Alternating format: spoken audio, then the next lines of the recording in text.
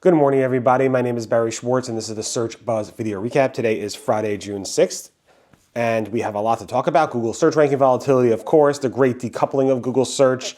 There's a lot of indexing complaints, which we'll get into. Google explicit content ranking algorithm update, AI, Lens, ads, AI mode, and so much more. So definitely stay tuned. It's a big one. And of course, I'd like to thank our sponsor, Bruce Clay. Bruce Clay is one of the founding fathers of the SEO space, doing SEO since 1996. 1996. Bruce Clay is big into SEO training, so check them out at seotraining.com. And they have a new-ish writing tool called prewriter.ai, So thanks so much for Bruce for sponsoring. Deeply appreciate it. And hope to see you at XMX in a couple days.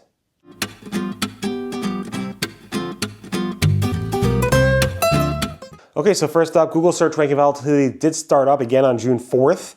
It actually continued for a couple days. So June 4th, June 5th, maybe even into today a little bit. So if you are noticing ranking volatility, there is a lot of people talking about that. We haven't had a confirmed core update in 7 months, since March. And I don't know, it seems like a lot of people are talking about a lot of ranking volatility. We'll see. Again, not uncommon and so forth. This week I posted about the great decoupling of Google search. This was basically from a phrase who Darwin came up with.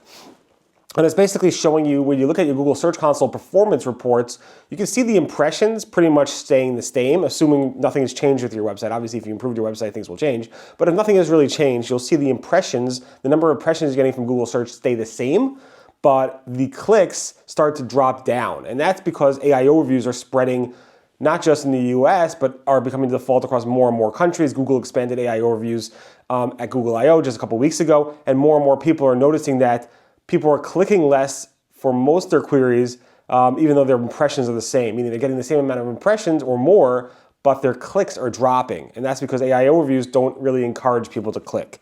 And the name that people are giving this, including Darwin, is this is the great decoupling. And that means impressions and clicks are decoupling from the Google Search Console performance report. Of course, Google could always adjust that access on the report for clicks to make them couple again once the things settle down. But again, it just results again in fewer clicks to publishers. And then we're seeing a noticeable amount of people complaining about Google's indexing less starting late May. See, people are looking at the Google page indexing report and noticing that the index rate of their pages are dropping sometime towards late May. People are always complaining about indexing and so forth, but there's a lot of complaints. So I covered it, asked other people, and a lot more complaints came in with a lot more charts. And then John Mueller this morning, or an hour or so ago from recording this, basically said, based on these, I don't see technical issues on our side or any of the sites he looked at, actually. He was given some examples, not many, and he looked through all those examples. He added, our systems make adjustments in what's crawled and indexed regularly, and that's normal and expected. He also said this is nothing related to a core update and so forth. Again, if you're noticing late May indexing drops, you're definitely not alone, but Google's not seeing a technical issue. If you want, you can send John Mueller examples from Google on Blue Sky. He's responding there, so keep sending him examples. Preferably sites with lots of URLs, not just a couple, and hopefully he'll be able to help you. Google confirmed quietly a Google ranking algorithm update, not a core update, but one that specifically looks at adult and explicit types of content. And Google said this new algorithm, this search ranking algorithm, is aimed to more strongly affect sites that host explicit videos, but don't allow Googlebot to fetch those video files. Google added that this may lead to a significant drop in rankings. Google also updated a bunch of SafeSearch documentation. That's how they filter out adult content.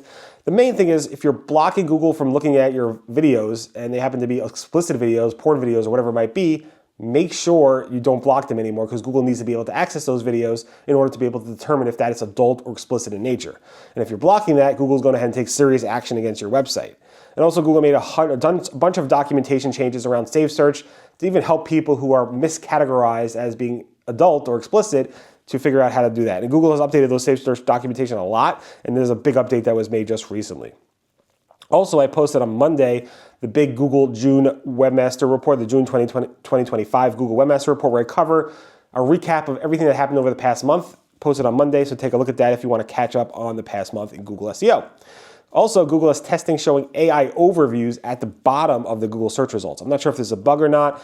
I cannot pronounce who posted, some Asian name, Chinese, I'm not sure, so I apologize. But Google may be testing AI overviews at the bottom. I'm not sure if that's a bug or something, but it seems like a bug to me.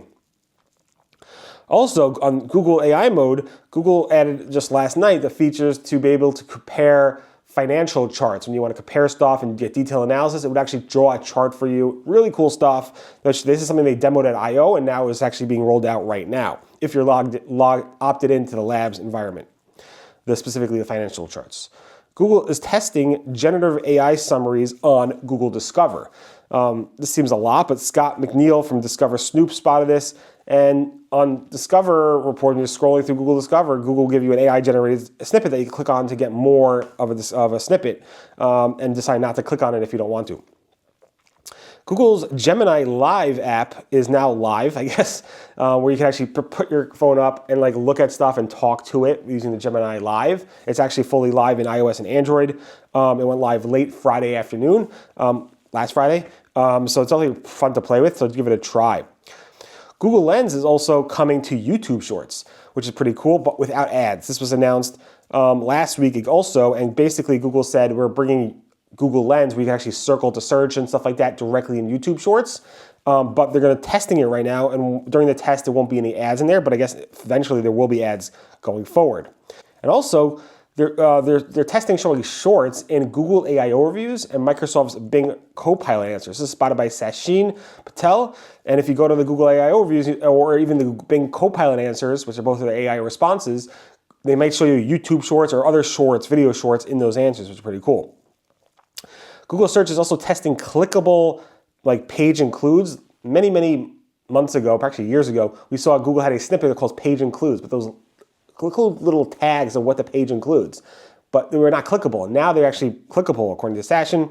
Nice find there. Google Ads API version 20 is now available. Version 20 adds a bunch of new features and stuff, so definitely if you are using the Google Ads API or using tools that use those Google Ads APIs, you definitely want to take a look at these changes so they can incorporate anything that might be useful to you. Google published a new help documentation around the new video ad formats that are being rolled out across search, web search, image search, and shopping search. So they announced this stuff at Google Marketing Live, and now there's a help document to help you, navigate those changes. Google's testing a new, sponsor label in the Google search results, where it says, learn more about sponsor results in under the ad in this gray area. This is spotted by Brody Clark at SERP Alerts. Nice find there. Bloomberg's Emily Chang interviewed Sundar Pichai, the Google CEO, and they talked about, similar to what they talked about with The Verge, search will grow, AI content, publishers declining, stuff like that, and a bunch of other things around the performance of their stock and so forth. And also, I just saw Lex on X post a note, I'll have it in my newsletter today, a long interview with Sundar Pichai as well. The Bloomberg interview was under 30 minutes, easy to listen to, and so forth. And then I'd like to congratulate Microsoft, the Microsoft Ads team, for hiring an amazing PPC lead, Navah Hopkins, to be the Microsoft Ads liaison, which is pretty impressive. So Navah's a great hire there. She's going to do an amazing job. Obviously, on the Google side, you have Ginny Marvin, and now Navah Hopkins on the Microsoft side, which is pretty cool. So congratulations, Navah, and of course, big congratulations to Microsoft for getting Navah. Big hire there. Anyway, thanks so much for listening to the Search Buzz video recap. My name again is Barry Schwartz. Hope to see you at XMX next week. Everyone, a great, safe weekend, and thanks to Bruce Clay for sponsoring. Definitely check them out at bruceclay.com. SEOtraining.com, and then prewriter.ai. Thanks again. Have a great weekend. Bye-bye.